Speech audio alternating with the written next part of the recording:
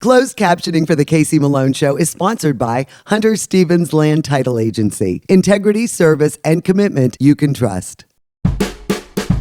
Oh yeah, Casey Malone is serving up local. It's time for the stories of our region, the tastes, the sights, the sounds, and the people in and around the valley. Get ready for some local flavor on the Casey Malone Show. Today I visit Birds in Flight Animal Sanctuary and Rescue.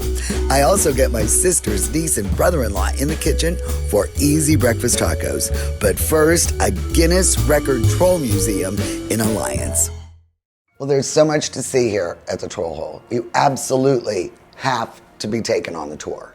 How did all of this start? Were you always a collector of troll dolls? Is that like what you did as a hobby? I like to say it was very passively acquired because when I was little, at 5, I got a troll doll with my sisters for Christmas because that was in the 60s. And, right. And they were popular. Yes. So between then and on into the late 80s, there weren't very many available. We lived in the Southwest. So I had less than a dozen, not hardly any at all. Then we moved east to Cuyahoga Valley. Now we were flea markets, yard sales, and trolls started making a comeback. People started dumping collections of trolls in the late 90s, early 2000s. So when this project came to be, we started a renovation of a historic Main Street here in Alliance. Yeah. And we needed a hook. And my husband looked around and said, well, Guinness records bring a lot of publicity. You have a large pile of trolls. Yes. Why don't we see if we can get the record? And from there, history's been made. And so when you counted those trolls for Guinness, how many? So when I started, I had a mere 2,000 pieces. That's counting memorabilia and troll dolls. But Guinness, to get the record, they established the baseline. They're only counting the dolls, not all the memorabilia. Right. And each doll has to be different in one way. The first time we did it, we had 2,190. But I knew, based on the troll doll collecting community, that wasn't a very significant number. So the next time we attempted it was around 6,000. But Guinness wanted more documentation, so by the time I got all that additional documentation to them, it was 8,130. But now we're over 9,000, closing in on 10,000 unique troll dolls in the collection.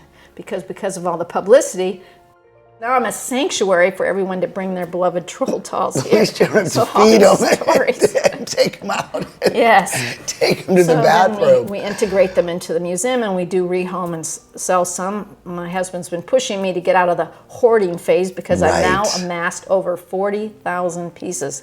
Trolls, troll dolls, troll memorabilia. You know, when I was little, I can remember getting, a troll doll, but we used to call them wishnicks. Yes. What is the difference between a wishnick and a troll? Is that a brand? Yes, it's a brand. So the original fellow, his name was Thomas Dahm of Denmark.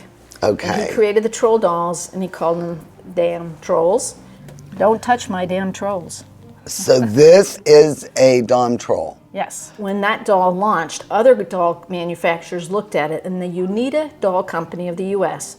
made a troll similar to the original Dahm and doll. They put double horseshoes as their slogan because they're lucky trolls. Right. On the bottom of their foot, and those went up all the way through 2007. The Unita Doll Company continued to pump out small numbers of troll dolls.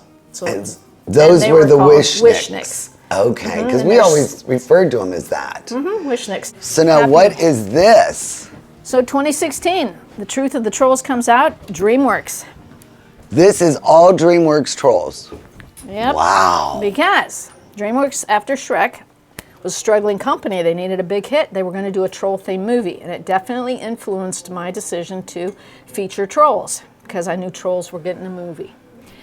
So their new CEO brought in to turn the company around, said, we'll do a Trolls movie, but go to Denmark and purchase the copyright to the iconic doll because the money's in the franchise merchandise.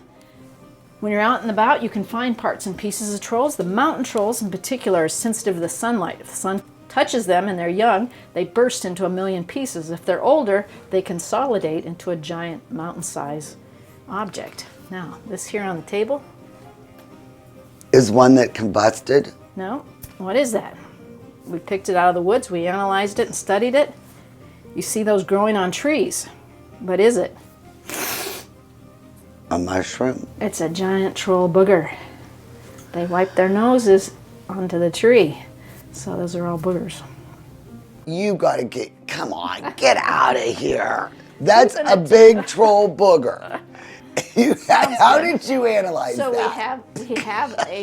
we have a call to action for our tour. It's called Are Trolls Real? You decide upon the evidence I present. It's to play with trolls. Collector Barbie. Because Barbie knew trolls were hot, so her little outfit with the troll. So this would have been an early 90s one? Look at her, she's got one in her 92. pants. Yeah. She's got a troll in her pants. That might be off-color joke. What would be your favorite troll? You have to have one that you really hold it's a moving near target. and dear. Now, my favorite troll was the one you held over there with the orange crocheted panties, which I crocheted for him, because that was my first primo, rare, unique Dom troll that I got. So he's your favorite. Yeah, so my original troll doll, which we'll see downstairs, just a little 3-inch one. It is from the 60s, but to have the more limited production one, that was my first. Your first rare so one. he always has a space, and then meanwhile it's a moving target because we'll see some different trolls as they come in. I'm like, oh, that's my prize. And when I do unboxings on YouTube, then I always look at whatever came in and I pick one and say, of this batch that just came in, this is my best favorite. One. Okay, yeah. So we'll see several of those as we go through the museum. It's like, wow. And there's the first one. Well, that's your first guy? Yeah, I basically learned almost everything I know from trolls from Sherry Groom, the owner. Right, yeah. I mean, when I started working here, like I applied, it's kind of a funny job that I was looking for a museum position because I've worked a lot with history stuff and I've given tours to some historical societies. Yes. But I wanted a more permanent museum position. And so I went on Indeed. I'm like, well, I'll look for this gig. And then this job came up at the Troll Museum. I'm like, well, that's a kind of a cool name. It's different. Troll. And so I applied here. Like Sherry called me back and she's like, oh, this is the Troll Museum. We're all about trolls. And she ran through everything. And I'm like, oh yeah, I know all about that. But truthfully, I didn't know much about it. Yeah. So like when I started working here, I had to watch like a ton of movies, like 7 or 8 different movies have to do with the trolls. I think I've read like 4 books so far. And then have you noticed, and like, she says they like to move. Have you noticed that they do on their own jump around and like some weird stuff happens? Yeah, like some people might say, it's maybe the wind pressure, maybe someone closing a door, wind coming through, but we also had a ghost hunter come here not too long ago and say that the place was haunted with a good ghost, a friendly ghost. Good ghost. Yeah, like not one of the mean ones. But Casper. Yeah, like more like Casper. But that's what I truly enjoy doing here is giving the tours. Right. And the people you meet, I mean, they're from all over the world. Yeah, we've had people here from all over Europe, China, South America, of course, all over the United States, and of course, Ohio here. Exactly. We better get a lot more from Youngstown area, right? Yeah, Youngstown. And we try to promote to everybody, and I try to tell all my friends even, hey, come on down here from Youngstown. Right. Check this place out. It's unique. You're not going to see another museum like this. Plus, we're in the Guinness Book of World Records. I know how cool. And that's like an ultimate selling point right there. People love to see that kind of thing. We are getting close. Scuba Camp is almost here. A year-round destination for adults with disabilities and their families to get away, close to home. Accessible to all, with no barriers. Donate now to Scuba Camp. Help others to enjoy this unique recreational destination. For adults with disabilities and their families to enjoy an accessible camping experience. Donate to Scuba Camp. Giving is living. Kamara Jewelers is the place to buy an engagement ring because we want a relationship with you that lasts a lifetime. Your commitment with her is the same commitment we have to you. We want to sit down with you and teach you about diamonds so you're educated on what you're buying. We have the largest selection we ever have, which is the largest in the area, and at the best value. And if it's not something in our case, we could always custom make it. We can make any dream come true. Get real, get Kamara. Locally sourced is good, whether it's ingredients or a bank, and that's why my bank is Farmers National Bank. Since 1887, Farmers has remained rock solid through every economic condition. Having a bank with a history of safety, soundness, and conservative management is a must. It all boils down to this. You need a bank that will help you reach your goals. I do too, and Farmers is mine. Farmers National Bank, rock solid.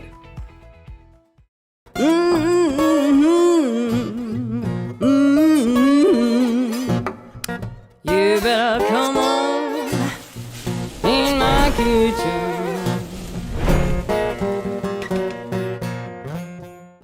Well, today is a Casey Malone Show exclusive. I have got two people that have never appeared on my show. My brother-in-law, Jim, and my sister, Christine, younger sister. And I've also got my favorite niece, Annabelle. She has not been in the show for what? At least 10 years. Your favorite and only niece. My favorite, well, okay, but you're still my favorite. And then she's on my show every Halloween when we make the witch figures when you were, oh my gosh, what, 5 or 6 years old? So adorable. And now she is back, and look at her, little Betty Coed. Freshman at Vassar. You excited, Christine? I am excited. So- and I'm the only one in the family who gets mistaken for Casey Malone, other That's than right. Mom's voice. Mom's Yes. voice also gets mistaken. But I know, but I remember she was auditing, a school in Trumbull County. I was auditing, yeah. She goes into the I bathroom. spilled coffee down my shirt, and when I went into the bathroom to get it off, there were two guys in the hallway whispering, Casey Malone's in the bathroom, and I'm not leaving till she comes out. And Chrissy was like, oh no. I stuck my head out and I said, I'm not Casey Malone. I'm a cheap imitation. And James, I am thrilled to have you here. Casey, I've been waiting 30 years for breakfast. 30 years. 30 years, that's how long Jim has been in our life. Can you believe that? No. I was only 5 years old when he married my sister. I was a little kid. So we are gonna get cooking. Annabelle, get ready.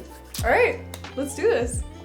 What I like to do is 2 eggs per person. Okay. So I figure we're gonna have probably more people come stumbling in. So I have 10 eggs out. Gotcha. And are you good at cracking eggs? Let's see. No. You crack one and I'll crack one. Who does it better? Okay. 1. See, you can crack an egg. It's about a We'll just throw 50-50. 'em in the sink. Ooh, runny egg. Ooh, you don't like that stuff, do you? No, I don't. All right, so there we go. We got the eggs. Okay. Now, what I'm gonna do, I like what I think lightens up eggs very lightly. Just a splash of water, okay? Okay. I don't do milk. I think it lightens it. And I'm gonna add a little bit of salt. That way I don't have to add the salt when it's on the stove. Gotcha. And I think it melts quicker. You know, it like blends in a little better. So why don't you get whisking on that?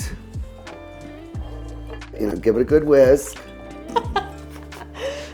Okay. I boiled these potatoes last night and then sliced them. I don't like to peel potatoes.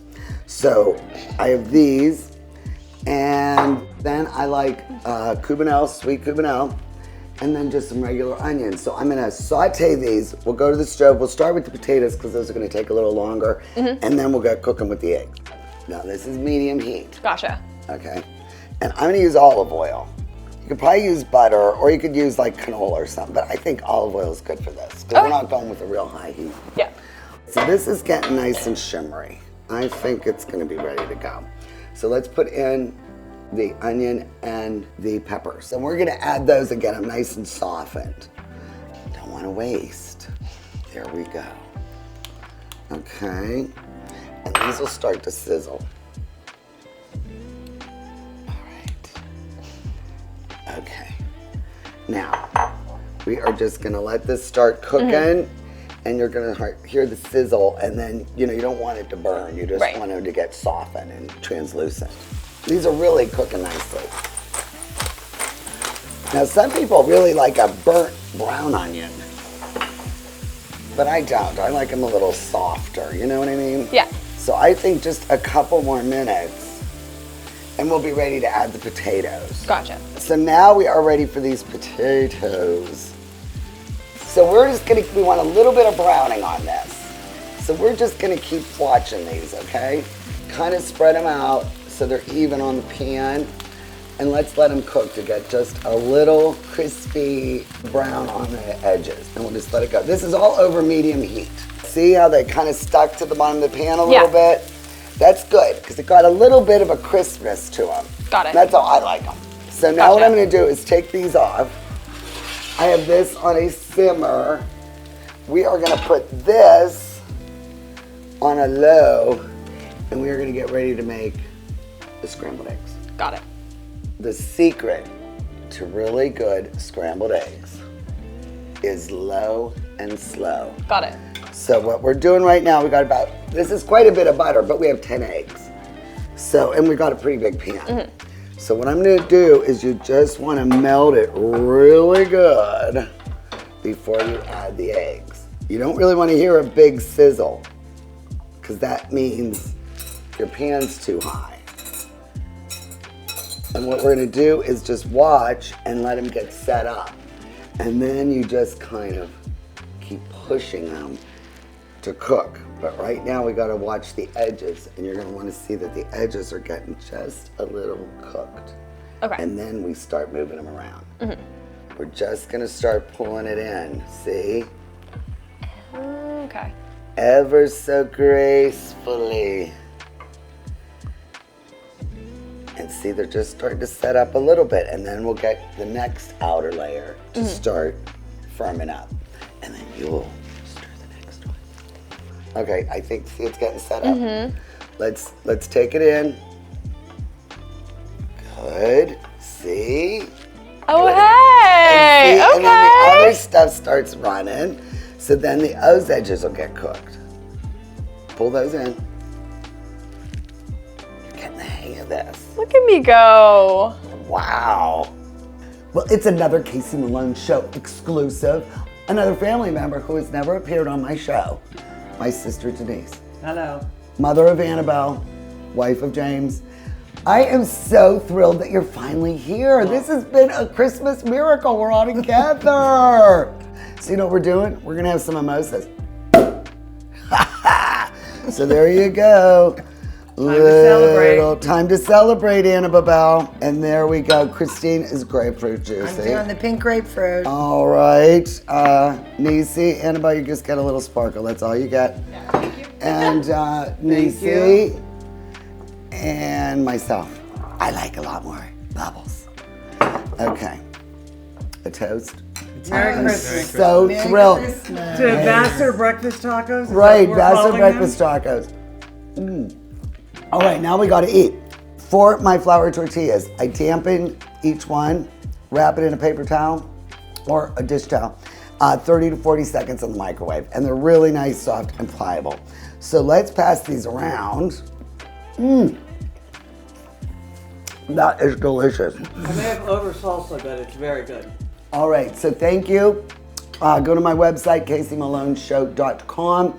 The recipe for the Vassar breakfast tacos and the O'Brien's potatoes will be there. And cheers, guys. Merry Christmas. Happy New Year. Happy New Year. Take off with the Casey Malone Show. Woo-hoo! Rulli Brothers is way ahead of the competition. Check out Rulli Spice World, where you can buy bulk herbs and spices, plus candies, nuts, and fillings for pennies on the dollar. At Rulli Brothers Market, our family is in the store. I'm Elizabeth Bernard. For more than 30 years, I've provided our Valley with sound legal advice. My associate Jennifer Rigetti and I will be your legal representatives if you're involved in a car, truck, or motorcycle accident. Don't try to handle it yourself. We'll navigate the red tape of dealing with doctors, medical insurance, and all the obstacles that you'll face. Remember, there are no upfront fees on personal injury cases, and hiring a lawyer does not mean you have to go to court. Call attorney Elizabeth Bernard, local legal experience for more than 30 years.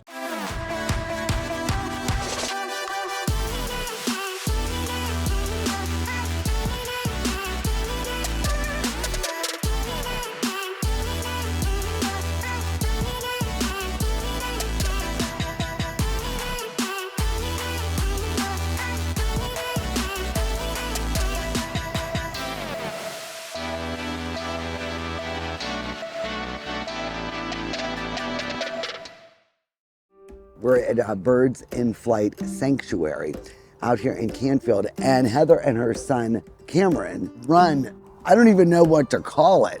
I guess it is a sanctuary, but it is so much more. And they have got all these educational buildings and more coming where they are holding these poor animals, these poor mainly birds, that are unable to go back into the wild. Correct. So right now we're with Emma, the barred owl, And this has been a really long, strange trip, hasn't it? It has been a very long trip. Now, when did this begin? 1991. And you used to be with a zoo? I worked with a zoo to raise lions and tigers. And how did the birds come into My neighbor called. your sanctuary? My neighbor called and he had an injured great horned owl and asked me if I could come and get it. You had no idea. I had no did you? idea how to handle it. I didn't have any idea how to do anything. So I called Division of Wildlife, I called the game warden, and he said there is nobody to do that. So we would, euthanize it. And I said, we don't do that. And he said, find your way. It started with those magic words, find your way. Find your way. So what were you doing, going through books and trying to see, what did it have, a wounded wing? It was just really sick. Mm-hmm. So I ended up taking it up to another facility for a little bit. They let me come and get it, which I know now is illegal. But, and I let it go like 3 months later. I knew that my lions and tigers were going into a cage for the rest of their life. Right. And when I released that, it was like, You found your calling. I did. I was doing a lot of praying and a lot of soul searching at the time, and I felt like that was my cue to do wildlife. So you come by this naturally. Yeah, I was born. I mean, you must love animals of all types as much as your mom. Yeah, maybe more sometimes. Really? Wow. There is something. As a little kid, what was your first memory of you and your mom rescuing these animals? Ever since I can remember, there was animals. We've always been taking care of them. So there are standards and practices that you must follow to be certified? We hold many licenses right now, a lot of which are rehabilitation of different types of animals. There's certain categories, certain specialty licenses, falconry, which Heather holds. She does. Really? We use that permit for research on animals when we can, for like one-eyed animals. The educational aspect, which is the animals that is behind us, and the other animals that we have here for the public viewing. So there's a lot that we do. A lot that is There's involved, a lot. except funding. Correct. The That's state the big one. And the feds aren't giving you any money. No, they're I mean, this is really your mission, but it's also all on donations. So what does Emma eat? We try to stick to natural diet as much as we can when it's available. We do feed a variety of things. Sometimes, depending on the animal, they will get live just to keep that prey drive going. Exactly. Keep them comfortable. They're here forever if they can't go back into the wild. So we have like Emma. 180 days from the time they come here. So every animal here is on paperwork. Every single one that comes through here, which is over 5,000 this year. So with those, we have 180 days from the time they come here to they're either released, they're euthanized, or they're put into education. At the end of 180 days, that's the law. Right. We have to make that decision. And sometimes we know right when they come. Yeah, that they're not going to get better. Correct. And yeah, they can't. So we may at that point start training them for education, but we don't take animals that are uncomfortable with education. I don't want them to be miserable here. Right. Like So- on display and Correct. yeah. So, that we may choose to euthanize the animal at that time. So Raina is a red-tailed hawk, and she, of course, is also here for education because her broken wing could not be repaired properly to take flight.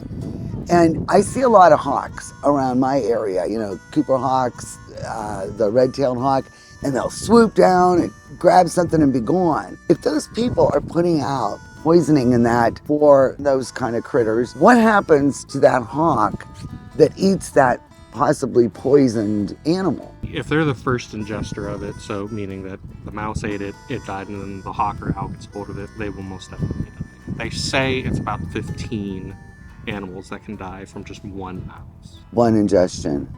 Wow. Including endangered species. What other kind of rescues have you had? Squirrels, rabbits, chipmunks, fox, otter. Otters? Flamingo. You had a flamingo? We did have a No flamingo. way. Yeah, we did. What happened? It escaped from a zoo and we ended up with it. That is From nuts. Canada, a zoo in Canada. And you guys had it here? We did. How many acres do you have here to keep helping all these poor animals? 80. So it's just could go on forever. It's endless. We have some things in the work right now that'll be very beneficial to the public. We won't let an animal suffer. Suffer. So if it's suffering, we will take it, but we do not normally take domestics. Right. But if it's in need, we will take it. We used to take alligators quite a bit, though. No way. Yep. When the police would go in and there would be Exotics that they would have to confiscate or something of the sort, we would take them. Because we had the connections to get them to where they needed to go. You know, what are your needs? All I can think about is the cost. You keep expanding and you want more education. You're a 501c3. Yes. And what are your needs? What are your immediate needs or your daily needs? Do you want the list? I need the revised. I mean, can I have your the Christmas revised list for version? Santa Claus? Okay, grain and stuff is good. Yeah. You know, Grain you is can good. get those certain corn, but I mean, it has to be financial donations. You just really need the money. And that's hard for people to understand, but when we're like right just today, I have to write a $10,000 check to get our day-old chickens here. During the summer, we can have up to 300 birds of prey. Not just animals, Jeez. no, just birds of prey. Because you cover 42 counties. So a lot. Use you. I mean, that's nuts. We also take care of some counties in Pennsylvania, up to 13, depending on who's open and what's going on. You have to look at birds in flight in two separate, you know, the rehabilitation, which is this and all of that, and then the education, which is all the education cages, the museum we want to build, the wetlands we're putting in, you know, all of that is... Oh, don't forget about the beekeeping. It's overwhelming. It is. And for what you're doing, for all of the certification and all of the checks and balances, you have the trust of everyone. You know, yeah. the government trusts you, everybody around here trusts you. We try very, very hard. We do. We try very hard. We don't ruffle feathers. We keep to ourselves. I like it. We don't. Ruffle feathers. No. No. Well, I really appreciate this. Thank and you. I really, you know, donations are needed. So I would like to see, you know, your sanctuary continue to grow. Thank you. Thank you. The Casey Malone Show is sponsored in part by Denise and John York and the DeBartolo Corporation.